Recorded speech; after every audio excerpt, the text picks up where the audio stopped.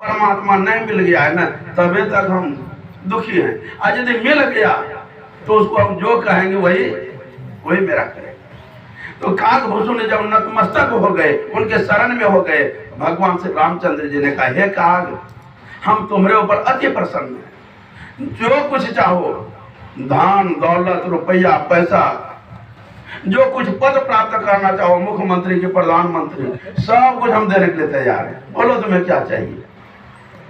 काकभूषण जी ने यह विचार करके भगवान राम संसार की सारी वस्तु पदार्थ देने के लिए तैयार है, लेकिन ये भक्ति देने की तो बात नहीं बोला। भक्ति देने की तो बात नहीं बोला। आपको पता होना चाहिए भगवान की निजी संपत्ति क्या है। भक्ति है कि संपत्ति है? भक्ति है। बोलिए श्री सदगुरु महाराज। भगवान की निजी संपत्ति संपत्ति नहीं है, बल्कि भक्ति है। लेकिन लोग भक्ति करते बड़े परिश्रम से, और मांग क्या करते हैं? संपत्ति का कि भक्ति का? संपत्ति का मांग करता है। यह संपत्ति भगवान से नहीं, संपत्ति तो हाथ का मैल है। आप मेहनत करते हो तो आप पाते हो, और दूसरा लड़का मेहनत नहीं करता तो उसको नहीं मिलता है। और भक्ति करके संपत्ति का मांगना, यह मांग ठीक नहीं हुआ। कबीर बाबा ने इसी को ऐसा बताया कि ऐसी दीवानी दुनिया की भक्ति भाव नहीं पूजे जी। बड़ा परिश्रम करके भक्ति करते हैं, भक्ति को साधते हैं, लेकिन मांगने का ढंग नहीं है कि मांगना क्या चाहिए। कबीर बाबा ने यह कहा कि जो हम देने के लिए आए हैं, इसको लेने वाला कोई नहीं है। ऐसी दीवानी दुनिया की भक्ति भाव नहीं बुझे जी। कोई आवे तो दुख का मारा हम पर कृपा कीजिए जी। कोई करावे ब्याह सगाई, सुनत गुसाई लीजिए जी। कबीर बाबा ने कहते कहते कहा कि साचे का कोई ग्राहक नहीं, हम जो कुछ देने के लिए आए इसको लेने वाला साचे का कोई ग्राहक नहीं। और झूठे जगत पति जय जी। अब कहे कबीर, सुनो भाई साधु, इस अंधों को क्या कीजिए जी, जिसको मांगने की दृष्टि ही नहीं है। एक सुंदर सा आपको हम प्रसंग सुनाते हैं। भगवान का निजी संपत्ति क्या है। भगवान राम जी जगत जननी माता सीता लक्ष्मण को साथ लिए वन गमन किया। उस वन गमन के क्रम में गंगा नदी पार करना है, तो गंगा नदी पार करेंगे। केवट नाव लेकर के गंगा में खड़ा था। राम जी नदी किनारे पहुंच गया। जल्दी जाना है, बड़ी दूर जाना है। तो केवट को कहते हैं कि केवट ऐसा करो, नाव जल्दी से किनारे लगाओ, क्योंकि हमको बड़ी दूर जाना है। राम जी कहते हैं जल्दी नाव किनारे लाओ, क्योंकि हमको दूर जाना है। और केवट वचन सुन भी रहा है, लेकिन पतवार को लेकर के डट के खड़े, हिल डोल नहीं कर रहे हैं। लक्ष्मण जी को लगा भगवान राम के भवों के इशारे से देवता नाचता है। ये केवट इसको बोल रहा है कि नाव किनारे लाओ, ये नाव पतवार लेकर के खड़ा है, हिल डोल नहीं कर रहा है। लक्ष्मण जी मानो आंख लाल पिला करने लगा, धनुष बाण को संवारने लगा। यदि नहीं आएगा तो उड़ाइए देंगे इसको। जब ये अपना तान बाण दिखाने लगा ना, तो केवट ने कहा कि भगवान, हम आपके चरण धूलि की महिमा को जानते हैं। चरण धूलि की ऐसी महिमा है कि हमने सुना है जब आपका चरण धूल पत्थर पर पड़ जाता है, शिला को छू जाता है, तो क्या बन जाती है? नारी बन जाती है। जब आपके चरण छूने से शिला नारी बन सकती है, स्त्री बन सकती है, तो ये मेरा नाव तो पत्थर नहीं है ना, काठ है, कोमल है। और यदि ये मेरा नाव कहीं नारी बन गया, एक नारी के पालन पोषण के लिए तो दिन दिन भर नाव खेना पड़ता है। एक दूसरा भी यदि नारी बन गई, मेरा तो रोजगार भी समाप्त हो जाएगा, तो हम क्या करेंगे। और लक्ष्मण जी को कहा, लक्ष्मण जी, लक्ष्मण भैया, तुम्हारा यहाँ तान बाण को चलने वाला नहीं है, क्योंकि बारी हमारी है। जब कभी तुम्हारी बारी थी तो तुमने अपना शान दिखाया, अब यहाँ मेरी बारी है तो हम अपना शान दिखाएंगे। नहीं होता है, कुत्ता भी अपने गांव में दूसरे को घुसने नहीं देता है। तो केवट ने कहा कि यहाँ तुम्हारा कुछ चलने वाला नहीं है, यहाँ तक कि शपथ दे दिया। चाहे लक्ष्मण हमको बाण मार दे तो मार दे, राजा दशरथ का शपथ, जब तक हम आपका चरण नहीं पखारेंगे तब तक पार नहीं उतारेंगे। ये जो केवट ने लक्ष्मण जी को कहा कि तुम्हारा यहाँ चलने वाला नहीं है, इसमें क्या बात है? इसमें भेद है। भेद क्या है? तो राम जी को विष्णु का अवतार माना जाता है और लक्ष्मण जी को शेषा अवतार माना जाता है। तो राम जी विष्णु अवतार हैं, लक्ष्मण जी शेषा अवतार हैं। ये केवट कौन है? तो आइए पुरानी बात सुनिए। भगवान विष्णु शेषशैया पर क्षीर समुद्र में विराजमान आराम कर रहे थे। उसी समय एक कछुआ कैसे घूमते फिरते आगे गया भगवान विष्णु के पास। अब ये शेषशैया पर आराम कर रहे थे और कछुआ को लगा जब यहाँ तक आ गए तो भगवान का चरण को छू लें, भगवान के चरण को चूम लें। और चरण को छूने के ख्याल से भगवान के पास तक जा रहा है और जैसे पास जाता है तो शेषनाग फुफकार मारता है, तुम इधर कैसे आ रहे हो? तुमको पता नहीं हम पहले से सेवक बैठे हुए हैं। बार भैया चरण छूने के लिए प्रयास करता है और शेष जो है, शेष भगवान उसको बार बार फुफकार करके भगा देता है। उसी समय कछुआ ने प्रण किया और राम जी ने भगवान विष्णु ने आशीर्वाद भी दिया। प्रण किया कि आप हमको चरण छूने के लिए नहीं दे रहे हैं, तो चरण छूने की बात कौन, चरण तो हम धोएंगे इस जन्म में तो आगे जन्म में। और भगवान विष्णु ने यह कह करके घबराओ मत, तुमको भी कभी मौका देंगे। तो वही कछुआ जब राम भगवान विष्णु राम के रूप में आए, लक्ष्मण जी शेष भगवान जो लक्ष्मण जी के रूप में आए, वही कछुआ हमारा नथ में केवट के रूप में आए। कहते यहाँ अब तुम्हारा बारी नहीं है, वहां आप हमको नहीं छूने के लिए दे रहे थे, यहाँ जब तक हम चरण नहीं धोएंगे तब तक पार नहीं उतारेंगे। अब जब चरण धोने की बात आई तो जब तक चरण नहीं धोएगा तब तक पार नहीं उतारेगा। तो राम जी को यह कह देना चाहिए ना, भाई जल्दी से चरण धुला लो। ये नहीं कर रहे हैं। क्यों नहीं कर रहे हैं? केवल कह देंगे हम चरण धोएंगे। तो राम जी कभी सीता जी की तरफ देखते हैं तो कभी लक्ष्मण जी की तरफ देखते हैं। मतलब क्या हुआ? मतलब यह हुआ कि जो चीज आप किसी को पहले दे दिए है, आज यदि कोई दूसरा उसको मांगने के लिए आ गया, उसको दीजिएगा? नहीं दे सकते। क्यों? आप पहले दान कर चुके हैं। यूं तो लिखा हुआ जमीन को बार बार लोग लिख करके बेच देता है। एक दूसरी बात, ये एक दूसरे को देखने का मतलब, ये दोनों चरण जो राम जी के हैं, ये दोनों को पहले दान कर दे। किसको? एक तो सीता जी को, लक्ष्मण जी को। कब?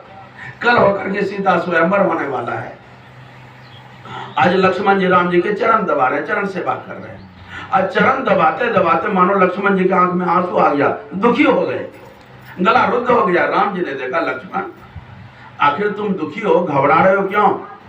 तो मानो कि दुखी भाव से कहा कि भाई साहब आज ही रात भर ये चरण सेवा करने का हमको मौका है। क्यों? कल जब सीता जी मेरी भाभी आ जाएगी, हमको चरण दबाने का मौका मिलेगा। अब तो चरण सेवा भी करेंगे, हम कैसे आ सकते हैं?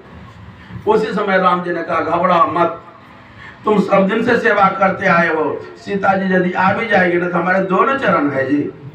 एक चरण का सेवा आप करना, एक चरण का सेवा सीता जी करेंगे। बोलिए श्री सदगुरु। अब तीसरा सेवा करने के लिए तैयार हो रहा है केवट जी। तो चरण तो दो, तो उसको कैसे धुलाएगा? तब अब इधर उधर देखने लगा, यदि आपकी आज्ञा हो तो हम केवट को कहें कि चरण दो, अरे तो खड़े रहो। तब सीता जी लक्ष्मण जी भी मने मन का, ठीक है भगवान जो कह रहा है, चलो एक दिन में चरण धोएगा, सेवा करेगा, काम खराब। तब राम जी ने कहा ठीक है, केवल जल्द से चरण पखारो। चरण पखारा तो किस कठोरता में, स्टील था कि अल्मुनियम था? काठ का कठोरता। कितना चालाक था वो। यदि हम स्टील ले जाते हैं, अल्मुनियम ले जाते हो न हो, उसमें कुछ करामत रह जाए, तो काठ का कठोरता लेगा। यदि बदलेगा, एक काठ नहीं बदलेगा तो 9 भी नहीं बदलेगी। कदे छोटा सा कठोरता में जल लेकर के गया, बारी बारी से दोनों चरण को पखारा। केवट को लगा कि बारी बारी से तो पखारा नहीं, एक बार तो नहीं धोए, होनो कुछ दुर्गुण रह जाए। तो राम जी का कहा, भगवान की ऐसा कीजिए ना, दोनों चरण एक बार कठोरता दीजिए। कठोरता छोटा है, खड़ा नहीं रह सकते हैं, खड़ा कैसे रहे? तो केवट ने कहा कि भगवान आप शर्माते क्यों हैं? यदि खड़ा रहने में आपको दिक्कत हो रहा है, छोटा कट होता है, दिक्कत हो रहा है, तो दोनों हाथ से मेरा माथा पकड़ लीजिए और दोनों चरण आप कटोता में दीजिए। राम जी ने जब इनके अटपट वाणी को सुना ना, तो प्रेम के भाव में दोनों चरण कटोता में रखा यन प्रकार है। और केवट जी के राम जी ने दोनों हाथों से माथा पकड़ा हुआ है, सिर पकड़ा हुआ है, और केवट जी दोनों हाथों से राम जी के दोनों चरण पकड़े हुए। जब इस दृश्य को देवताओं ने देखा तो उसको नहीं रहा गया और आकाश से कहने फूल बरसाने लगा। धन्य हो तुम केवट, ये भगवान का तो एक को हाथ का किसी को आशीर्वाद नहीं मिलता है, और तुम ऐसे कि दोनों हाथ का। बोलिए श्री सद्गुरु महाराज की। बड़ी प्रसन्नता हुई, आगे चरण को पकड़ा, नाव पर चढ़ा लिए, और नाव पर चढ़ा करके राम जी को जल्दी केवट ने क्या किया कि बीच नदी में ले गया और नाव को घुमाने लग गया। 1 बार 2 बार 5 बार राम जी ने कहा केवट, तुम्हारे इस व्यवहार से हम दुखी हो रहे हैं, तुम्हारा यह व्यवहार ठीक नहीं है। बोला क्यों, क्या हुआ? अरे हमको जल्दी पार उतरना है, यहाँ आपको घुमा रहे हो, चक्कर लगवा रहे हो। केवट ने कहा भगवान, आप हमने 1 बार 2 बार 5 बार चक्कर लगाए हैं, आपके तो हम बड़ा दुखी हो रहे हैं। अपने दुख से ही दूसरे के दुख को जानो। अरे हम छोटी सी नदी में आपको चक्कर लगवा रहे हैं, आप दुखी मान रहे हो, दुखी हो रहे हो, और आप जो बड़का भवसागर जो बनाए हो संसार, ये सारे जीव को जो भरमा रहे हो, चक्कर लगवा रहे हो, तो जिस तरह से आप जल्दी पार उतरना चाहते हो ना, हे भगवान, ये सारे जीव को भी जल्दी पार महाराज की जय। भगवान राम ने कहा ठीक ठीक, हमने समझ गया। आखिरकार में पार उतार दिया। भगवान राम जी, निषाद, सीता जी, लक्ष्मण जी, सारे सबके सब बालू पर जाकर के खड़े हो गए। राम जी को लगा जो केवल मेरे पीछे दिन भर से परेशान है, उसको कुछ खिलाने देंगे। अब खिला क्या दे? राम जी के पास कुछ भी नहीं है, लेकिन देने की कुछ इच्छा है, लेकिन उसके पास कुछ नहीं है। तब क्या, लेकिन पत्नी है, सीता जी है, और पत्नी को कैसा होना चाहिए इस प्रसंग से जानना चाहिए। सीता जी ने राम जी के मन की बात को जान करके कि मेरे भगवान कुछ देना चाहते हैं, पास में कुछ नहीं है, तो सीता जी अपनी मुद्रिका उतारते हैं, अंगूठी, और राम जी के हाथ में, भगवान नहीं कुछ देने का है तो ये अंगूठी लीजिए और केवट को दे दीजिए। अब आप विचार करो कि सीता जी की अंगूठी क्या रुपया का होगा? 100 की, 200 की, 500 की, 1000 की, लाख, मतलब उस अंगूठी का कोई कीमत, अनमोल दाम है। और राम जी केवट को देने लगे, लो ये उतराई। केवट को तो दोनों हाथ पसार करके ले लेना चाहिए, तो भाग क्या है मेरा, अब तो बिना नाव चलाए हुए मेरा काम चल सकता है। लेकिन केवट ने स्वीकार नहीं किया। क्यों? केवट यह जान रहे हैं कि भगवान की संपत्ति धन नहीं है, भगवान की निजी संपत्ति क्या है? भक्ति है। आखिरकार में वे स्वीकार नहीं किए, और केवट ने यहाँ कुछ खेल रच दिया। खेल यह रचा कि भगवान आप भी हद कर दिए। आप नहीं जानते हैं, जब एक जात का लोग होता है और आपस में कुछ काम होता है तो उसमें लेन देन नहीं होता है। जिस तरह से गीत गा करके बताया कि नाई से ना नाई लेता, धोबी से ना धोबी ले। जब नाई से नहीं लेता है और धोबी से नहीं लेता है, हम दोनों एक के जाते हैं, तो फिर हम दोनों में लेन देन कैसे? जब इस बात को कहते लक्ष्मण जी ने सुना ना, तो उसका और पारा चढ़ गया, और कहा गया केवट थोड़ा संभाल करके बोलो, अब तक हम तुमको मना क्षमा कर रहे हैं, अब हम क्षमा नहीं करेंगे। बोला क्यों, क्या बात हुआ? बोला आप मेरे भाई को अपना जात बना रहे हो, तुम जानते हो मेरे भाई तुम्हारा जात नहीं है, राजपूत है, राजपूत। केवट ने कहा कि लक्ष्मण जी आप नहीं जानते हैं मेरे भगवान क्या है, तो हम इसको भली भांति जानते हैं। लक्ष्मण ने कहा हाँ, जीवन भर से हम साथ में रह रहे हैं बचपन से, और हम नहीं जानते, तुम जानते हो। तुम क्या जानते हो, क्या जानते हो, बताओ तुम्हारा ये जात कैसे हुआ? तो केवट ने कहा कि लक्ष्मण भैया सुनिए, हम एक छोटे घाट के खेवैया हैं, और मेरे प्रभु परमात्मा ये भवसागर के खेवैया है। तो खेवैया हुआ, चाहे बड़ा घाट का हो कि छोटा घाट का हो। लक्ष्मण ने समझ गया। आखिरकार में राम जी ने बड़े प्रयास किया। जब केवट ने राम जी के दिए हुए मुद्रिका को, संपत्ति को नहीं लिया, तब फिर राम जी कुछ दिए नहीं दिए। तब क्या दिए? तो राम जी अपनी निजी संपत्ति दिया और क्या? तो अनपायनी भक्ति दान दिया। बोलिए श्री सद्गुरु महाराज की। और उसी के प्रभाव के कारण आज भी हम लोग केवट का नाम ले रहे हैं। सदगुरुदेव की भी वाणी में आप भजन में गाते हैं, गुरु महाराज भी मांग करता है कि मोहित दे दो भक्ति दान, सतगुरु के दाता जी। और अभी अभी जो हम लोग विनती में गाए कि प्रेम भक्ति गुरु दीजिए, प्रेम भक्ति गुरु दीजिए, बिनबो कर जोड़ी, अब पल पल छोड़ना छोड़िए, सुनिए गुरु। हे गुरुदेव, हमको क्या दीजिए? तो आप अपना प्रेम भक्ति दीजिए। और जिसके जीवन में भक्ति मिलता है उसको सब सुख मिलता है, और जिसके जीवन में संपत्ति मिला और भक्ति नहीं मिला तो वह सुख आपको नहीं मिलेगा। कागभूषण जी ने कि राम जी सब कुछ तो देने की बात कहा, लेकिन भक्ति देने की बात नहीं बोला, भक्ति देने की बात नहीं बोला। तो कागभूषण जी ने भगवान राम से निवेदन करते हैं, भगवान हमको बाहरी संपत्ति पदार्थ कुछ भी नहीं चाहिए, हमको आप अपनी भक्ति दान दीजिए। और जब भक्ति का मांग किया, भक्ति का मांग किया, जब आपके अनुकूल कोई आदमी मिल जाता है तब आपको बड़ी प्रसन्नता होती है। तब राम जी ने कहा कि हे काग, तुमने भक्ति मांगी कि बड़ा बढ़िया विचार किया। और जो भक्ति मांगता है, जो मेरे भक्त हो जाते हैं, भक्त हमको अतिशय प्यारा होता है। और आगे कह करके बताया कि सब मम प्रिय, दुनिया में सृष्टि में जितना जीव है सब मेरे उत्पन्न किया हुआ, हमने सबको जन्म दिया है। सब मम प्रिय, सब मम उपजाए, लेकिन सबसे अधिक मनुज मोहि भाई। सबको हमने जन्म दिया है, पैदा किया है, चींटी से लेकर के हाथी तक, मनुष्य तक हमने पैदा किया है। इस सब में से सबसे अधिक अच्छे हमको कौन लगते हैं? ये मनुष्य लगते हैं। और उस मनुष्यों में सबसे अच्छे कौन लगते हैं? जो द्विज होते हैं, जो भक्त होते हैं, जिसका दोबारा जन्म हो गया है। द्विज का मतलब ब्राह्मण भी होता है, और द्विज का मतलब जिसका दोबारा गुरु के ज्ञान से जन्म हुआ है। जो कोई भजन भेद लिए हैं, जो भक्त बन गए हैं, वे भगवान को अति प्यारा है। और आगे बताया वह भक्त जो सब कुछ को छोड़ करके सिवाय हमारा भरोसा रख करके, दुनिया का आशा भरोसा नहीं रख करके जो मेरे ऊपर समर्पण होता है, वह भक्त हमको ज्यादा प्यारा है। तब वे भक्त हमारा क्या ख्याल करेगा? हम उसका ख्याल करते हैं।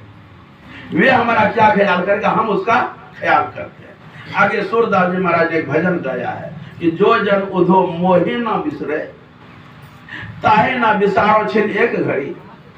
जो हमको नहीं भूलता है तो हम भी उसको नहीं भूलते हैं। कारण आप लोग जो ध्यान करते हैं, ध्यान में किसका ध्यान करते हैं? ध्यान के समय में ध्यान क्या करते हैं? भगवान का ध्यान करते हैं कि संपत्ति का ध्यान करते हैं? हिसाब किताब। आज यदि कोई ध्यानों में हिसाब किताब करे तो वह ध्यान नहीं हुआ। तो ध्यान में भगवान का याद किया जाता है, संपत्ति संसार को भूला जाता है। जैसे जैसे संसार को भूलेंगे, परमात्मा का ख्याल होगा, वैसे वैसे आपके अंदर में अति आनंद, संपत्ति के पाने से जितना सुख नहीं हो सकता है, संपत्ति का विस्मरण हो जाए तो आप सुखी हो जाएंगे। बोलिए श्री सद्गुरु महाराज की जय। संपत्ति को दूसरा को लिख दीजिए तब आप सुखी हो जाइएगा, नहीं, ऐसा बात नहीं कीजिएगा। बशर्ते सब कुछ रहे, ऊंचा महल हो, विशाल ऐश्वर्य हो, भरा पूरा परिवार हो, सब कुछ हो, लेकिन सब कुछ होने के बावजूद आप उसमें मत हो। समझ रहे हैं बात? घर मकान दुकान संतान सब हो, लेकिन आप उसमें मत हो। संसार आपके सामने हो, लेकिन संसार को अपने हृदय में स्थान मत दो। हृदय में किसको स्थान दो? तो हृदय में भगवान को स्थान दो, और संसार को बाहर में स्थान दो। रामकृष्ण परमहंस देव जी महाराज जी को इस तरह से बताया, नाव कहाँ चलती है? पानी में। पानी में नाव चलती है, सवारी पार होते हैं, तो नाव पानी में रहे यह बात ठीक है, लेकिन कहीं नाव में पानी नहीं घुस जाए। और यदि नाव में पानी घुस जाएगा तब क्या होगा? नाव को डुबा देगा, और नाव पर जो कोई सवारी होगा उसको भी डुबा देगा। इसी तरह से आप संसार में रहो, लेकिन संसार को हृदय में स्थान मत दो। संसार में बाहर संसार रहे, लेकिन अंदर में कौन है? अंदर में भगवान रहे। इसलिए है ध्यान। ध्यान का मतलब आंख बंद करके संसार का ख्याल करना नहीं है। और जो ध्यान करता है भगवान का, भगवान उसका ख्याल करता है। सदगुरुदेव के समय की बात है, कोई भक्त गुरु महाराज के पास गए और देखिए कि गुरु महाराज ध्यान में लीन थे। बड़ी देर इंतजार के बाद आंख खोले, गए, नमन किए तो गुरु महाराज को पूछा कि गुरुदेव आप तो परमात्मा के रूप हैं, आपका सारा काम पूरा हो गया, फिर भी आप ध्यान करते हो, आप ध्यान क्यों करते हो? तो गुरु महाराज ने कहा कि देखो जी, आप ध्यान करके किसको देखते हो? कहा कि जो जो मेरा ध्यान करता है ना, हम उसको ध्यान आंख बंद करके देख लेते हैं कि वे कब और क्या कर रहे हैं। तो जो मेरा ध्यान करता है हम उसका ख्याल करते हैं। इसी बात को भगवान कृष्ण को उद्धव ने पूछा था कि सब दुनिया का लोग आपका ध्यान करता है, तो आप भी कभी कभी ध्यान करते हैं, समाधि लगाते हैं, आप किसका ध्यान करते हैं? तो भगवान कृष्ण ने भी यही बात कहा कि जो मेरा ध्यान करता है हम उसका ध्यान रखते हैं, हम उसका ध्यान करते हैं। तो यदि आप भगवान का ख्याल करोगे तो भगवान आपका ख्याल करेगा। काकभूषण जी ने कि भगवान सब कुछ देने की बात बोला, लेकिन भक्ति देने की बात नहीं बोला। और भक्ति का मांग किया, भगवान प्रसन्न हुए। आखिरकार में भगवान राम ने यह कहा करके कि बताओ कि गुणी ज्ञानी सेवक जो श्रद्धालु हो वह किसको प्यारा नहीं है? जिस तरह से वह पुत्र जो पिता का भक्त होकर के जीता है, पिता के बगैर, बिना पिता को खिलाए, स्नान कराए, सेवा किए, वे कुछ भी काम नहीं करते हैं। जो ऐसा कोई पिता का भक्त हो, पुत्र, तो यदि वह पुत्र कहीं आंख से ओझल हो जाएगा तो नहीं खोजेगा मेरा पुत्र कहाँ गया। इसी तरह से वह भक्त जो सिवाय भगवान को छोड़ करके अन्य किसी का ख्याल नहीं करता है, तो भगवान का ख्याल उसके अनवरत उसके ऊपर पड़ा हुआ होता है। इसलिए भगवान का याद करने के लिए बताया है। तो याद कैसे होगा? तो इसलिए मंत्र बताया है। जो जानते हैं तो मंत्र का ख्याल कीजिए। जो मंत्र बताया उसको सांसों सांस, उठते बैठते चलते फिरते अन्य काम करते हुए सांसों सांस उस मंत्र का जाप कीजिए। जब कभी शांत एकांत में होते हैं तो बोल बोल करके जाप कीजिए, क्योंकि मन जब तक मंत्र को नहीं पकड़ लेगा तब तक मंत्र जपने में आलस होता है। और जब मन पकड़ लेगा ना, तो हम भले आलस में हो जाएंगे, लेकिन मन जो है मंत्र को जपते रहेगा। ऐसा बताया। इसलिए सदगुरुदेव ने जो युक्ति बताया है, यह युक्ति जन्मने और मरने के दुख को नाश करने वाला एक भजन लुका करके आपको हमने सुनाया। क्या सुंदर सा भजन। हम जो मनुष्य के शरीर में संसार में आए किस लिए आए हैं? क्या हमने कभी विचार किया? हम जो शरीर में आए क्यों आए, इसका क्या मतलब? इस मनुष्य शरीर का क्या काम? भरसक लोग मनुष्य शरीर का क्या काम है उसको भूल गए या जानवे नहीं करते हैं। या यदि आपको हम पूछे, आप अपने घर में बहुत प्रकार के जीव को पाल रखे, जैसे गाय पालते हैं, किस लिए पालते हैं? पूजा करने के लिए, दूध निकालने के लिए। बैल को पालते हैं किस लिए? हल जोतने के लिए। घोड़ा पालते हैं किस लिए? सवारी करने के लिए, टमटम खींचने के लिए, है ना। अन्य जीव का कुछ ना कुछ काम है। आज यदि हम आप मनुष्य को पूछें कि आपका काम क्या है, आप जो मनुष्य शरीर में काम क्या है? घर मकाना, घर बनाना, संपत्ति जमा करना, लड़ाई झगड़ा करना, इसीलिए मनुष्य शरीर में है। नहीं, ये को काम सेट नहीं करेगा। तो भरसक लोग भूल गया कि मेरे जीवन का उत्तम काम क्या है, मनुष्य शरीर का काम क्या है। एक कोई युवक एक महात्मा के पास गए। कुछ लोग उपरांत महात्मा जी ने पूछा कैसे आना हुआ बताओ। तो कहा कि आखिर इस मनुष्य शरीर की सार्थकता सफलता किसमें? तो युवक को कहा कि आखिर आप करते क्या हो? युवक बढ़िया था, हम बढ़िया है, रोजगार करते हैं, बिजनेस करते हैं। महात्मा जी ने कहा अभी तो तुम्हारा कमर भी सीधा नहीं हुआ है, दुनिया भी नहीं देखी हो, अब कमाने में लग गए क्यों? कमाने का क्या मकसद? तो युवक ने बताया कि बाबा कमाएंगे नहीं तो खाएंगे क्या? महंगाई का जमाना है, कमाते हैं बढ़िया बढ़िया खाते हैं। महात्मा जी ने कहा मतलब यह हुआ कि कमाते इसलिए हो कि बढ़िया बढ़िया खाते हो। अच्छा बता सकते हो खाते क्यों हो? खाने का क्या मतलब? आप ही कह सकेंगे बाबा खाएंगे नहीं तो जिएंगे कैसे? उसी तरह से युवक ने कहा बाबा खाएंगे नहीं तो जिएंगे कैसे? तो खाते हैं जीने के लिए। पुनः महात्मा जी ने कहा अच्छा खाते हो जीने के लिए, अच्छा जीने का क्या मतलब? जीते किस लिए हो? क्या बताएंगे? जीते हैं मकान बनाने के लिए, जमीन खरीदने के लिए, संतान बढ़ाने के लिए, इत्यादि कुछ भी बात बोल सकते हो, लेकिन कोई बात इसमें अनुकूल नहीं हो सकता है। तो जीना किस लिए भरसक इस बात को लोग भूल गया है। तो जीना बहुत कुछ करने के लिए नहीं, जीना होता है भजन करने के लिए। बोलिए श्री सदगुरु महाराज की जय। तो आप कहेंगे बाबा आप आश्चर्य की बात बोल दिए, जीना होता है भजन करने के लिए, तो सबके सब माला लेकर के बैठ जाए, पेट चल जाएगा। माला लेकर के बैठ जाए भजन करने के लिए तो पेट भर जाएगा? कैसे आपको लगता है? यदि आप भजन करने लगो तो पेट भरेगा कि भूखा रहिएगा? यदि विश्वास नहीं है तो भजन करके देख लो। एक शरीर का चौक पर माला लेकर के बैठ जाओ, देखो आपका पेट भरता है कि भूखे रहते हो। भजन करने वाले का पेट भूखा रह हो नहीं सकता है। जो भजन नहीं करेगा वे भूखा मर सकता है, लेकिन भजन करने वाला भूखा नहीं रह सकता है। इस पर विश्वास करो, भजन करने वाले का सेवा भगवान खुद करते हैं। इसी तरह का प्रवचन चल रहा था कि भजन करने वाले का भगवान ख्याल करते हैं, याद करते हैं, उसका भरण पोषण करते हैं। एक मलुकदास संत हुए, बाद में उसकी बचपना थी, जिस तरह से और ये लोग बच्चा बैठा हुआ है कि बाबा बोल रहे हैं कि भगवान सबको खिलाता है, हम खाते हैं तब ना हमारा पेट भरता है, भगवान कैसे खिलाता है? हम खाए नहीं करेंगे तो देख में भगवान कैसे खिलाएगा? मलुकदास ने शर्त कर लिया, प्रण कर लिया, हम अपने हाथों नहीं खाएंगे, मर जाएंगे तो मर जाएंगे। फिर तो क्या, कल होकर के सुबह होता है, घर में कर दिया हम नहीं खाएंगे, भगवान खिलाएगा तो खाएंगे। अब घर में भी अन्य जो माई बाप है, भाई बंधु है, कोई मानेगा? उनको खाने के लिए परेशान करने लगा। उन्होंने हट कर दिया हम नहीं खाएंगे। एक दिन बीता, 2 दिन बीता, घर के लोग परेशान करने लगा, घर छोड़ करके चला गया, जंगल चला गया, मोटे गाछ के डाल पर जाकर के बैठ गया। देखते यहाँ भगवान कैसे खिलाने आता है, यहाँ कोई आदमी नहीं आएगा। गाछ पर बैठ गया तो भगवानों ने परीक्षा लेता है। आप यदि ऊंचा से ऊंचा पद को प्राप्त करने के लिए चाहो तो ऊंची से ऊंची कंपटीशन की तैयारी करनी पड़ती है। भगवान का आशीर्वाद पाना चाहते हो, भगवान का सेवा पाना चाहते हो तो तुरंत मिल जाएगा।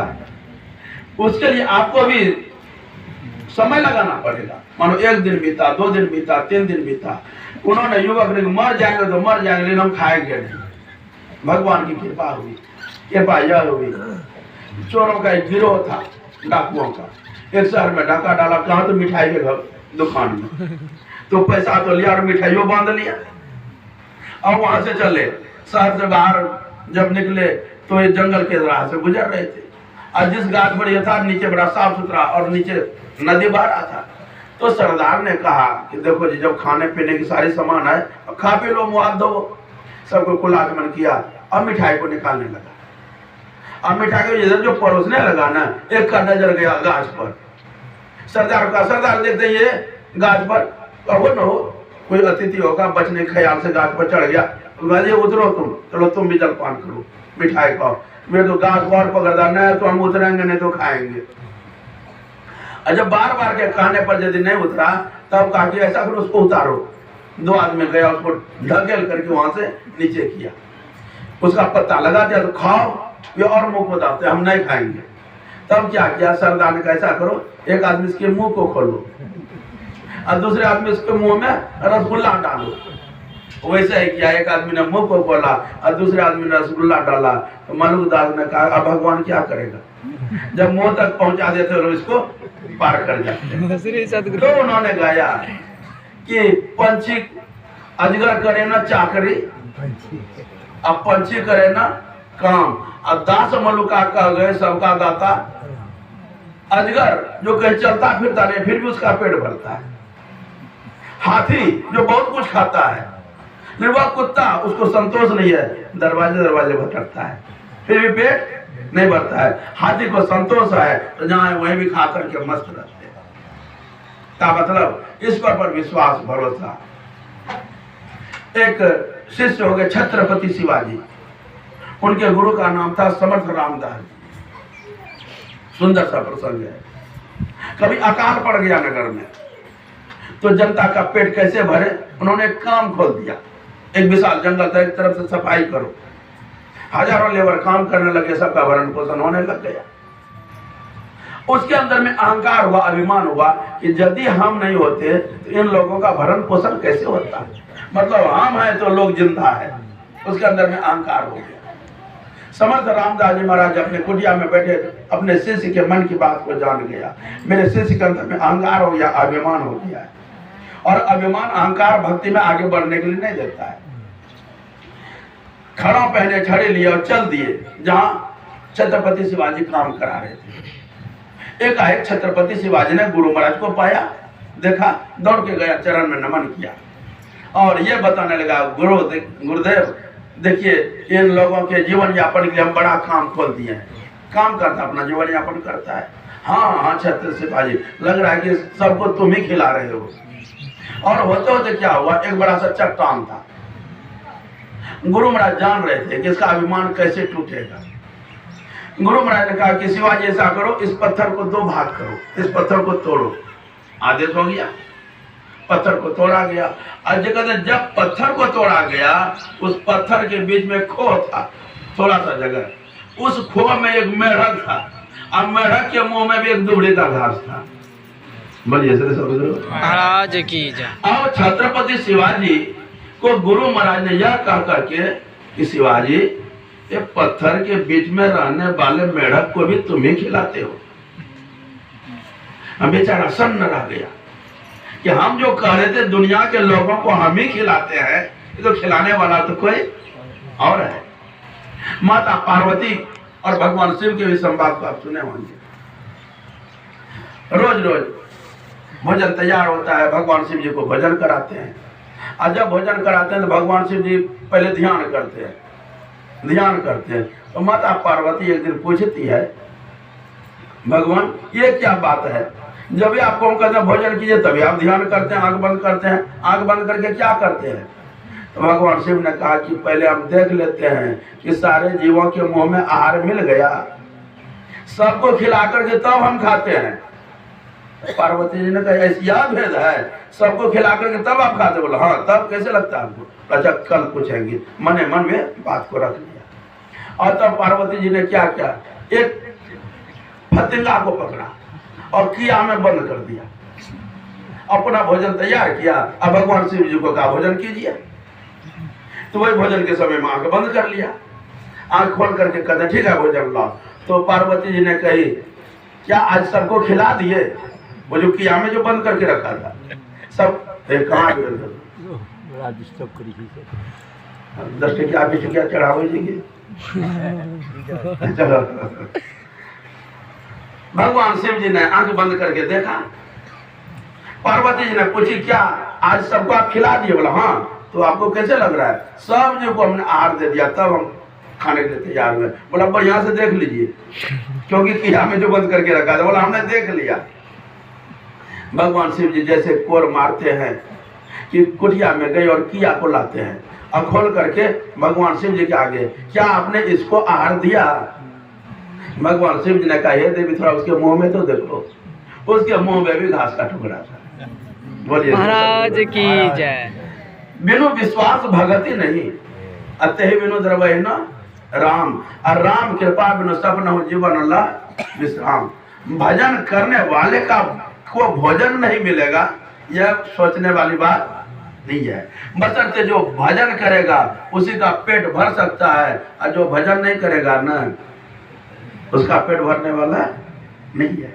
इसलिए सदगुरुदेव ने जो ऐसा युक्ति बताया कि भजन खाली जंगल में जाकर के नहीं होता है, घर बार को छोड़ने से नहीं होता है। घर में रहो, बाल बच्चे के साथ रहो, आलिशान भवन बना करके रहो, विशाल संपत्ति को जमा करके रखो, लेकिन एक दिन भी बिना भजन किए हुए मत रहो। क्योंकि जिस प्रभु परमात्मा ने इतना कृपा किया है और उसका भजन नहीं करो तो क्या मुंह लग करके उस भगवान के पास जाओगे? कारण आप रूपेश कुमार जी इन सारी बातों को जान करके आपके अंदर में श्रद्धा हुई, नहीं बाबा सत्संग कराएंगे तो 2 बेला सत्संग कराएंगे। हम कहते हैं और 2-4 बेला सत्संग कराइए, इतना जल्दी क्यों छुट्टी मारनी? 7 दिन का हाँ कोई बात, 7 दिन लगातार हो जाए तो हो जाए, क्योंकि सत्संग में लगाया हुआ संपत्ति, जानिए सत्संग में लगाया हुआ समय व्यर्थ नहीं जाता है। सत्संग में लगाया हुआ संपत्ति आपको मुनाफा ही देगा। खेत में लगाया हुआ संपत्ति आपको घाटा दे सकता है, रोजगार में लगाया हुआ पूंजी आपको घाटा दे सकता है, लेकिन सत्संग में लगाया हुआ पूंजी कभी घाटा नहीं देगा। और जानो, अभी अभी वर्तमान में जिसको जो कुछ मिला है, सुंदर सा शरीर मिला है, अच्छी संपत्ति मिला है, अच्छा परिवार मिला, कैसे मिला है? ऐसे नहीं मिला है, पहले आपने कुछ किया है, पहले आपने पुण्य काम किया है। अभी थोड़ा सा परिश्रम करते हैं संपत्ति मिल जाता है, अब बहुतों को संपत्ति हाथ नहीं लगता है। तो पहले आपने जितना दिया भगवान अभी आपको उतना दे रहा है। जैसे बैंक में पैसा भरते हैं, पहले जमा करते हैं, तब एटीएम घुसाते हैं तो पैसा निकलता है, और जमा नहीं करो एटीएम घुसाते रहो, जो नहीं निकलेगा, क्योंकि आपने जमा नहीं किया है। तो यह जो मनुष्य का शरीर दिया है तो कुछ करने के लिए मिला है। क्या करने के लिए मिला है? तो कबीर बाबा ने बताया, हार बड़ा हरि भजन कर, द्रव्य बड़ा कुछ दे, अकल बड़ी उपकार कर, नर्तन का फल ये। 84 लाख जोनी में मनुष्य का शरीर सबसे उत्तम है। उत्तम शरीर मिला तो भजन करो, हार बड़ा हरि भजन कर, शरीर की सार्थकता होगी। द्रव्य बड़ा कुछ दे, हाथ में कुछ रकम है, सिर्फ आपके लिए नहीं। आपको पता है ना, आम का सीजन चल रहा है, अभी फल नहीं आया है। आम में जो गाछ में जो आम लगता है किसके लिए? गाछ के लिए कि आपके लिए? अरे गाछ यदि खा जाए तब होगा, आप उसको नहीं मानिएगा। गाछ में फल लगता है, देखिए धूप में, तूफान में कितना समस्या झेल करके वे आपको क्या देता है? फल। आप प्रसन्न होते हैं, खाते हैं। और आप जो भगवान को ने संपत्ति दिया है किसके लिए? अपने लिए खाली नहीं, आप अपना भी उपयोग करो, उसमें कुछ अंश दूसरे के भी काम में लगाओ। और दूसरे के काम में यदि आप लगाते हो तो भगवान देख रहा है, नहीं देख रहा ऐसी बात नहीं। आप यदि थोड़ा लगाओगे, 10 पैसा लगाओगे, तो कितना गुना अधिक देगा आपको? 10 गुना अधिक देगा। तो बहुत लोग कहते हैं बाबा अभी हमको नहीं है, यदि हमको भी हो जाता है तब दान करते। और हम कहते हैं अभी आपको जितना है इतने में जितना दान कर सकते हो, बहुत हो जाएगा ना आप भी कंजूस बन जाओ, आप भी नहीं कर सकते। तो अभी और क्या दान करने से क्या मिलता है? चलिए छोटा सा प्रसंग सुनाते अपना, खेल खत्म। कोई एक राजा था, उनको तीर्थ में जाने का मन हुआ, तो उनको लगा कि जब हम राजा है, हमारी बहुत प्रजा है, तो क्यों नहीं अन्य प्रजा के साथ चले।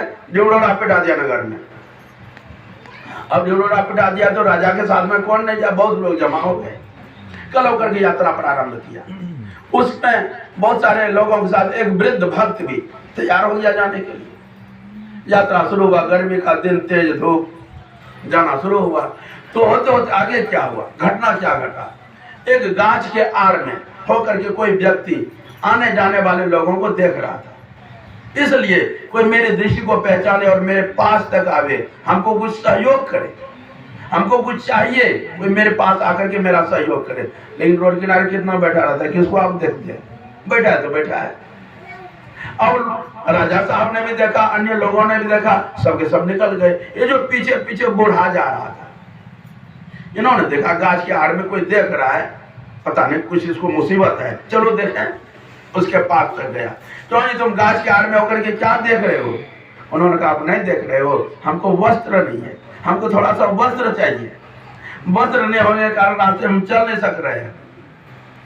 वे बूढ़ा धूप से बचने के लिए माथा में एक पगड़ी बांध लिया था, धोती बांध लिया था। और जब कहा हमको एक वस्त्र चाहिए, वे पुराना धोती धूप से बचने के ख्याल से जो माथे में बांध रखे थे, उस धोती को माथा से खोला, उसके हाथ में दे दिया।